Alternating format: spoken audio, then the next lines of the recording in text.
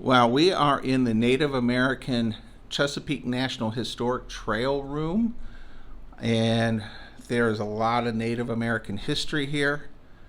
In, of course, for Virginia, you have Jamestown, but um, there's a lot of reading material here and audio-visual aids.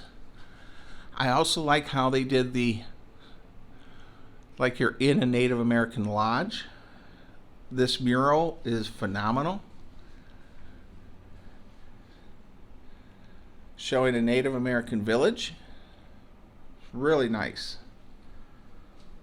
The big long house.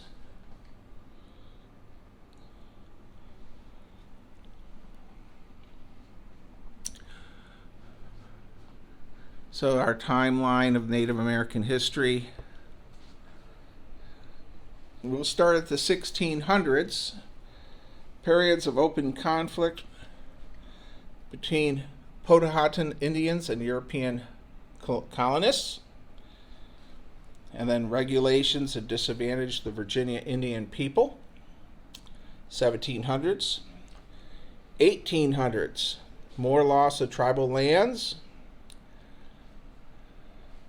1900s, Act of 1924 attempts to classify all non-white people as colored as birth certificates and public records, and increase organization of Indian tribal groups. Now, in the 2000s, we start to see a positive change with state and federal recognition for additional tribes. 11 tribes recognized by the Commonwealth of Virginia, and for other tribes are still pending. Now, the Werowocomoco Lost and Found. Now, this is an interesting story.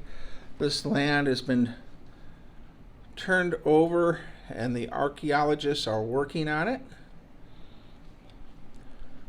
There is an audio-visual movie, and we'll see what happens. They were looking for it, and they found it. There's a historic gravity to the place. This was a place where religious ceremonies had been held for thousands of years. It took those moments where somebody said, look, do you realize what you're doing? This is a part of American history. There's just this weight of history that you feel.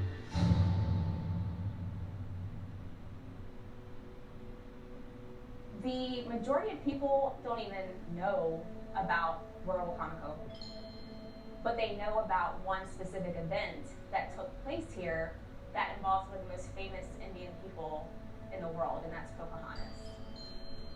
This, Werowocomoco, is the place where Captain John Snow, Powhatan, Pocahontas met.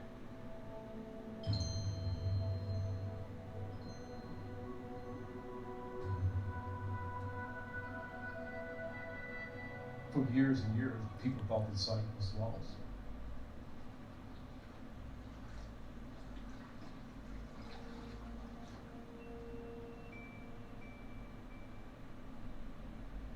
I walk in the morning and I walk again late in the evening, and I always find something. I still get just as excited when I find something as I did at first. It's like, this is so amazing to live here. You can definitely tell this would be a good place to live for several reasons. It's high up on a bluff. That's good for, obviously issues of flooding. People from other tribes who are coming to pay tribute to Powhatan and the other Fairmount leaders who lived here. They have wanted to be in an elevated place, and it's surrounded by water on 3 sides. And if you look at important places throughout the Powhatan, Virginia landscape, you'll see that that's a pattern.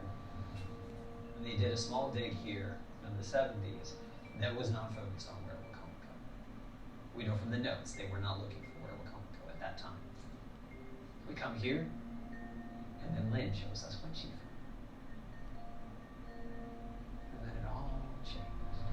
This is a really nice arrowhead, beautifully done on the edges. This is another unique one. This is the pipe stem that I almost threw away, made for a very, very prominent person in the tribe. probably a chief. This is a significant find. It's bigger than us. How could we not share it with the world and let the research go forward?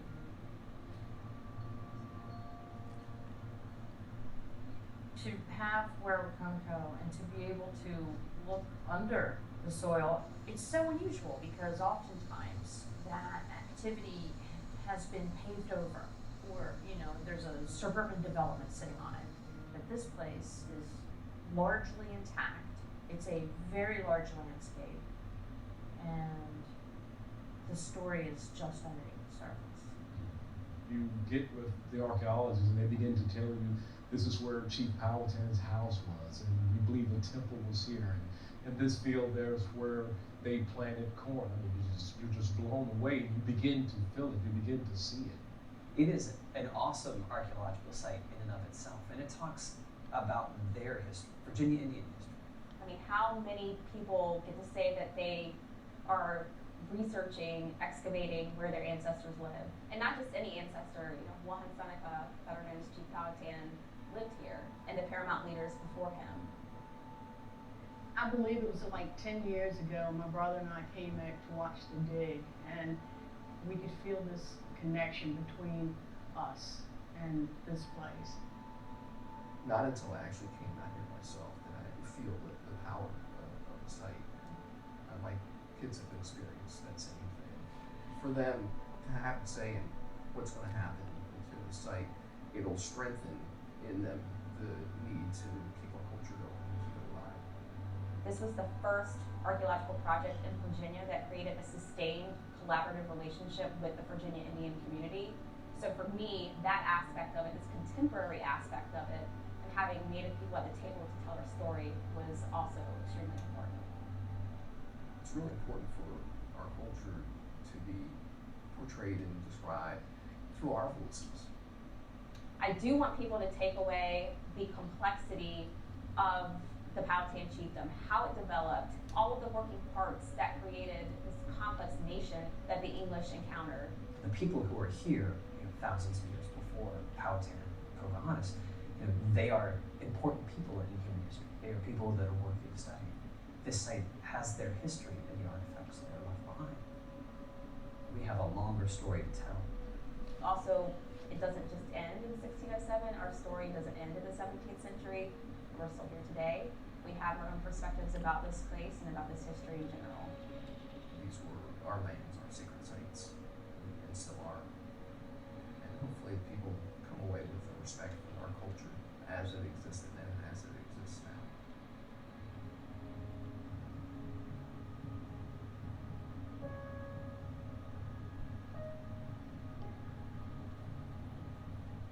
This is the perfect opportunity for us to tell the whole story for the American public. It's a spiritual place. Hopefully it'll be preserved for a long, long time. This is something that's much bigger than any of us. And it's something that's going to last much longer than we